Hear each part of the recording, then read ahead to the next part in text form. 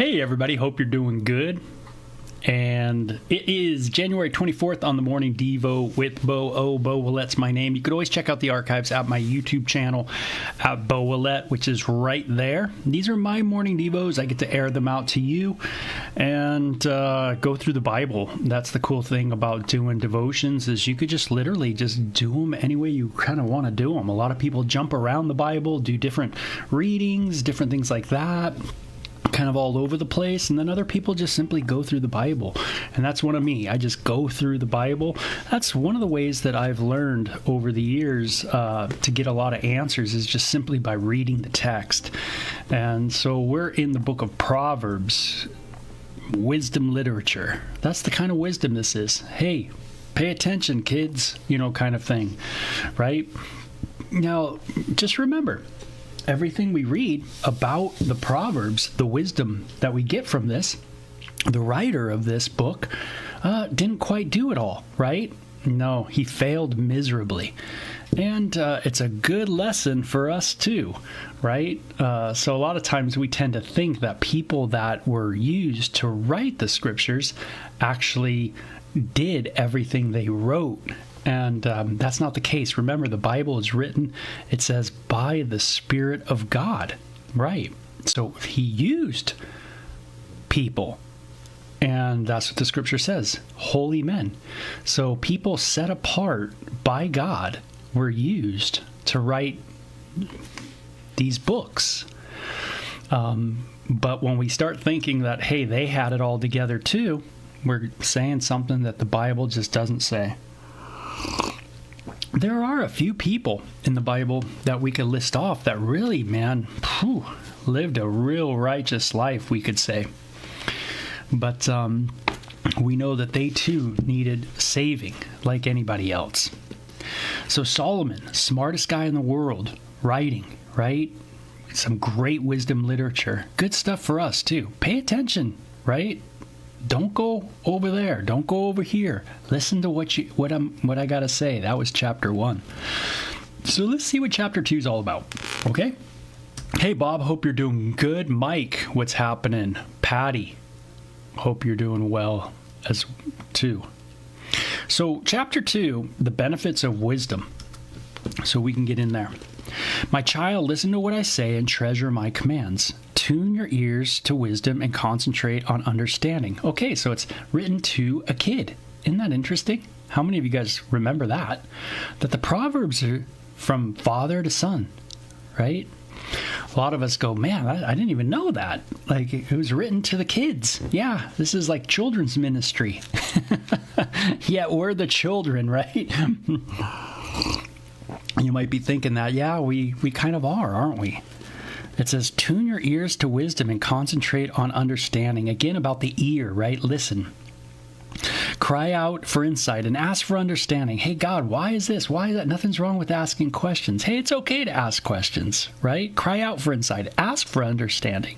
Search for them as you would for silver. Seek them as hidden treasures. Searching just as you would try to go after money and find money and make money, maybe go after wisdom, right? And seek those answers. Then you will understand what it means to fear the Lord, and you will gain knowledge of God. Okay, so the whole point is to learn to have a right view of God. That's a really important quality of these Proverbs, is to be able to understand the deity more clear, right? This idea of fearing God, having a reverence for the Lord, having a right attitude when it comes to the way we think about God. And it says, for the Lord grants wisdom. From his mouth come knowledge and understanding. I'm glad the Lord grants wisdom, because I sometimes pray, God, grant me the serenity to accept the things I cannot change, courage to change the things I can, and the wisdom to know the difference, right?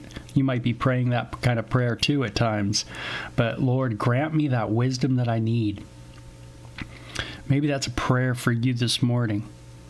He grants a treasure of common sense to the honest, and he is a shield to those who walk with integrity. Having common sense, living honestly. Ooh, those are good things, to live honestly, to really walk in truth. That's something to really think about in your day, right? Am I walking in honesty with myself, with others, with the Lord? You know, it says God is a shield to those who walk with integrity. It's amazing that when we do walk in integrity, how, in a sense, secure we feel. Even though someone might criticize us, we know it can't stick, right? It's not going to hold, right? Because we're walking in integrity. Walking in integrity doesn't mean that we don't stumble. I always mention that. Doesn't mean we don't sin. That's a misunderstanding. But it's being honest about where we sin, how we stumble, and working on that, right? And working on those things. He guards the paths of the just and protects those who are faithful to him. Then you will understand what is right, just, and fair, and you will find the right way to go. For wisdom will enter your heart, and knowledge will fill you with joy. So it looks like as we look to the Lord, right, he will give us understanding. He will help us to judge between things. He will give us discernment as we look to him. For wisdom, it says, will enter our heart, right, the right way to go. And knowledge will fill us with joy. We'll have some joy, some confidence in our decisions as we learn to look to the Lord for our answers. And it really begs the question of, where do I go for answers? Where do I go to get, in a sense, my intellectual needs met? You know, do I have to get into some other thing, or can I just get into the Word, you know? Wise choices will watch over you. Understanding will keep you safe. Wisdom will save you from evil people, from those whose words are twisted. Twisted words. These men turn from the right way to walk down dark paths. They take pleasure in doing wrong, and they enjoy the twisted ways of evil. Their actions are crooked, and their ways are wrong. The idea of iniquity, crooked, bent, right? All that, those kind of words, you know, really carry that idea of iniquity, right? The bending of the good. And wisdom will be able to help us see what, again, is the right path and what is the wrong path. But it's, again, where do I turn to? Where am I going for the answer? And this is saying turn towards wisdom, meaning towards looking towards God, right? Getting your understanding from the Lord. For wisdom will save you from the immoral woman, from the seductive words of the promiscuous woman. She has abandoned her husband and ignores the covenant she made before God. Entering her house leads to death. It is a road to the grave. The man who visits her is doomed. He will never reach the path of life. Follow the steps of a good man instead, and stay on the paths of the righteous. For only the godly will live in the land, and those with integrity will remain in it. But the wicked will be removed from the land, and the treacherous will be uprooted. So it's kind of neat how Solomon relies on the law of God. He kind of looks to the book of Deuteronomy here, towards the end of the book of Deuteronomy, where there's these blessings and cursings to Israel. And Solomon to his kids says, hey, you know, if you don't do right, man, God will take us out of this land. And if we do good, he will keep us in the land. So in a sense, Solomon really is reiterating what the Torah is talking about, the law, right? And that is, hey, you obey, you stay, right? You don't, you're out. You're out of the land. You know, that kind of idea. And this is based off the covenant that God had with Israel. So I just reiterate that. It's not the covenant you have with Jesus, but it's the one with Israel and the covenant made at Mount Sinai. And that kind of covenant, this is it. The blessings and the cursings. You could read Moses' last wonderful sermon, the book of Deuteronomy, and you can get to the end of that sermon and you'll see what is said through Moses to the people of Israel about that. Right? And notice how he says, hey, there's some practical advice about this woman this immoral woman who lures you in, right? And ignores the covenant that she made with her husband. I think of just the idea, the theme seems to be covenant breaking, right? Man, sometimes with our mouths we can really make a vow, but then we really don't hold to it very well, do we? We're going to see more about this immoral woman, and instead of going to her, this a kind of lustful bait, instead go towards wisdom and move into the house of wisdom instead of the house of the immoral woman, right? And, you could always look at the immoral woman as just the idea of, again, that bait that's out there, that desire that leads us away, right? And there's many desires that can lead us astray. But obviously it's a good analogy because, when you're married, you enter into a covenant, and that covenant can be broken. And Solomon says we can do that with God too. When we remove ourselves from his wisdom and we go towards other people, other things, right?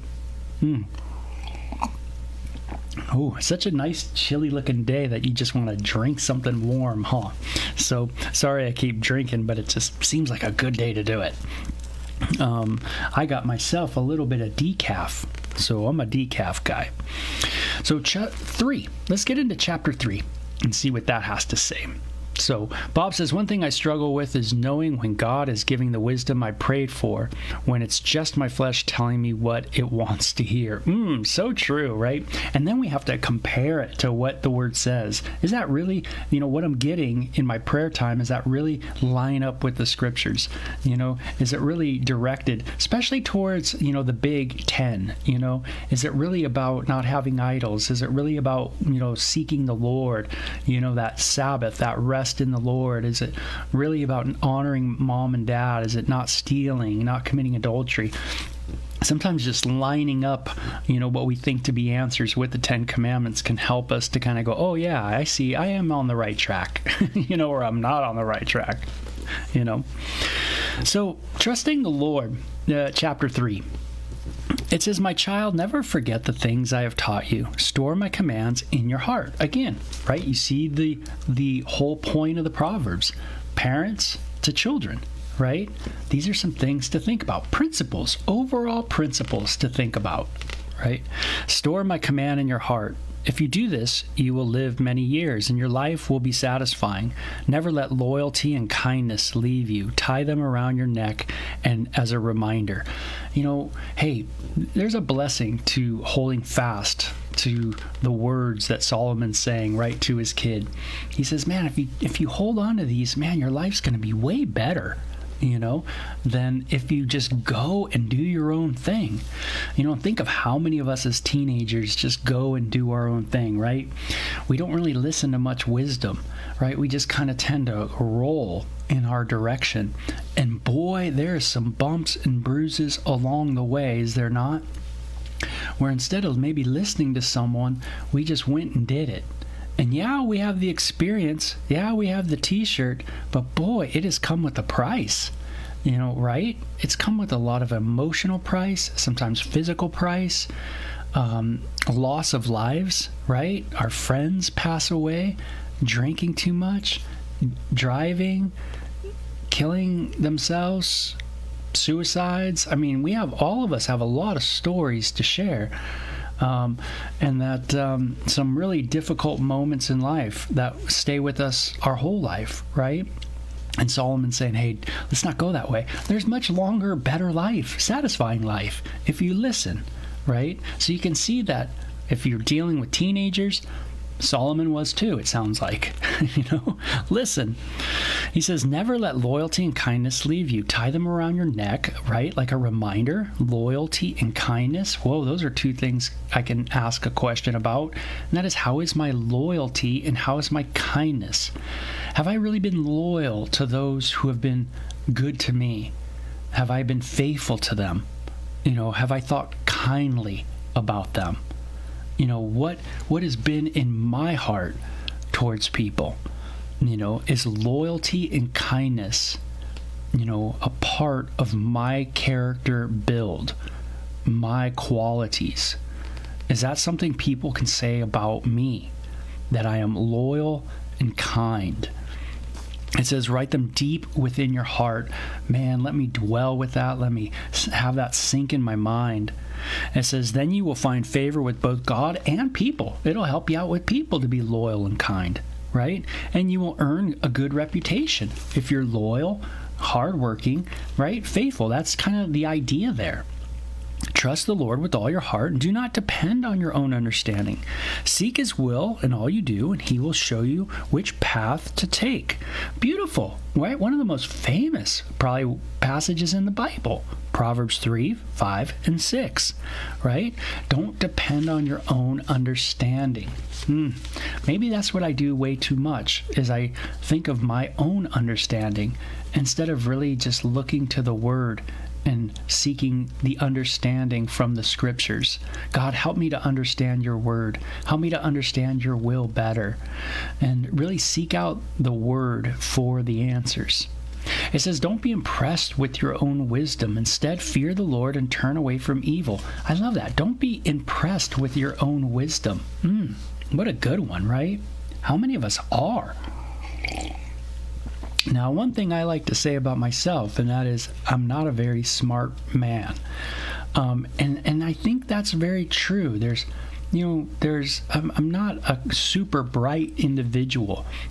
I don't have it all licked. I don't have all the quotes from different books or things like that. And I might be relatively, smart, I guess, but I think just average, just the normal person. I think when I go to Fry's, I'm like anybody else in the store. Hopefully what makes me different is my love for the Lord, my love for Jesus, maybe my knowledge of Christ, right? My understanding of God's Word that makes me somewhat different, right? Set apart, right? A saint, holy kind of idea. Right? But I don't want to have that attitude of impressed with my own wisdom. Am I impressed with myself? Wow, that was great. Boy, that's a really trap, right, for a lot of us, to be impressed with our own wisdom. I mean, how much wisdom do I really have? How much knowledge do I really have? I mean, compared to all the wisdom you can have and all the understanding, not much, barely any, probably. Then you will have healing for your body and strength for your bones. Oh, I love that. Man, sometimes healing that happens in our bodies and our strength in our bones just comes with the idea of turning away from evil and turning towards the Lord. It can really be a healthy action in our life. Maybe sometimes our burdens are so much just contingent on us turning away from the Lord. Maybe our health sometimes has to do with just the way we've lived in our life. There's no doubt that that's affected many of us in life, that we've done things in our life that just really haven't been that well to our bodies, even though there's a warning against it. Hey, don't be drunk, right, with wine, which is dissipation, wastefulness. Don't get all ripped, right? Why? Because your body has an effect on your body. And notice it says, you will have healing in your body and strength for your bones, right? When you're just listening to the Lord and His wisdom. So honor the Lord with your wealth and with the best part of everything you produce. Isn't that cool? The best part of everything you produce. Do I give God my best? What's my tithing like? When I make money, do I think of the Lord off the bat, or do I think of my toys off the bat? Really, where am I at? But it says, honor the Lord with the wealth, the best part of everything you produce. Isn't that cool? That's how the Torah talks about the way we should give. That we should, when we gleaning the fields, we should, make sure that those corners are not gleaned so people can eat of those corners that need food. And, and then we're giving the Lord that middle ground, that middle area. We're bringing that as the first fruits of our offering, unto the Lord, that really good crop. And So we want to kind of walk in that kind of stead, not out of obligation, but because, man, the Lord's good. He's awesome. He's wise. And there's a wonderful fruit to just simply looking to him for our answers. It says, he will fill our barns with grain, and your vats will overflow with good wine. Good wine. So not bad wine, good wine, right? So it sounds like wine is not the problem. It's just the consumption of it that becomes the problem, right? We really can consume stuff just way too much. We maybe eat too much. We maybe drink too much, and those kind of things, instead of thinking about the Lord and go, hey, Lord, what do you say in your word? What do you say to not be in bondage to anything? Lord, help me not to be in bondage to the different things. I find that that's a constant thing that we're working on in our life, right? You get over drinking, then you get into this one. Then you get out of that habit and you move into another habit. And boy, but it's looking to the Lord for help, right? God, help me to stay on the right path. And he gives us the understanding of what is the right path. So I love the promise. He will fill your vats, man. They will overflow with good wine. Your barn will be filled with grain. You know what? If we give the Lord the best, that's kind of a cool thing. Just giving the Lord the best. Bob says, people at Fry's know when a believer is shining the light of Jesus from within. Amen. I love that. And it says, my child, don't reject the Lord's discipline, and don't be upset when he corrects you, for the Lord corrects those he loves, just as a father corrects a child in whom he delights. Oh, this is what we see in the book of Hebrews in the New Testament. This is a quote from the Proverbs. That's right. Remember, I've always told everybody that anything you're reading in the New Testament is a quote or a reference to something in the Old Testament. Why? Because that's the Bible they had. That's right. So they're just reiterating the scriptures. They're just seeing its fulfillment in the Messiah, in Jesus. And it says, joyful is the person who finds wisdom, the one who gains understanding. For wisdom is more profitable than silver, and her wages are better than gold. Wisdom is more precious than rubies. Nothing you desire can compare with her. Right? Her, wisdom's as a her, it says. It's kind of interesting in that. God's discipline is good because it leads me to more wisdom. It leads me to something greater. So I shouldn't despise God's correction, but I should be like, this is good. It's going to help me move in a better direction. Right? And it says, she offers you long life in her right hand and riches and honor in her left. She will guide you down delightful paths. All her ways are satisfying. Wisdom is a tree of life to those who embrace her. Happy are those who hold her tightly. The tree of life, right? Remember that tree of life thing back in Genesis? Wow, it's kind of interesting. Wisdom is a tree of life, right? And it says, to those who embrace her, blessed are those who hold her tightly, partake of her. Man, I love that, right? That's a great passage, by the way, verse 18. Taking the tree of life. What is it? God's wisdom. What did Adam and Eve not do so well? They didn't listen to the wisdom of the Lord, right? Oh, gosh, don't you find yourself like that a lot? I do. And it says, by wisdom the Lord founded the earth. By understanding he created the heavens. By his knowledge the deep fountains of the earth burst forth, and the dew settles beneath the night sky. My child, don't lose sight of common sense and discernment. Hang on to them. A lot of this wisdom literature is just about common sense, discerning situations. For they will refresh your soul. They are like jewels of a necklace. They keep you safe on your way, and your feet will not stumble. You can go to bed without fear. You will lie down and sleep soundly. You need not be afraid of sudden disaster or destruction that comes upon the wicked, for the Lord is your security. He will keep your foot from being caught in a trap. Ooh, I like that. Security in the wisdom of the Lord. Man, there's a lot of just beautiful serenity. I like to use that word, just serenity, peace, when we're living and walking and abiding in Jesus, right? And then when we disobey and we're not abiding in the Lord, there's a lot of insecurity, it can feel like, right? A lot of restless nights. But man, when we do the right thing, we really can find some peace in the Lord. knowing that we're doing the right thing according to his word. And that can really be a foundation for us, just settling that, hey, I'm doing it according to the word. And I love that. Having that security.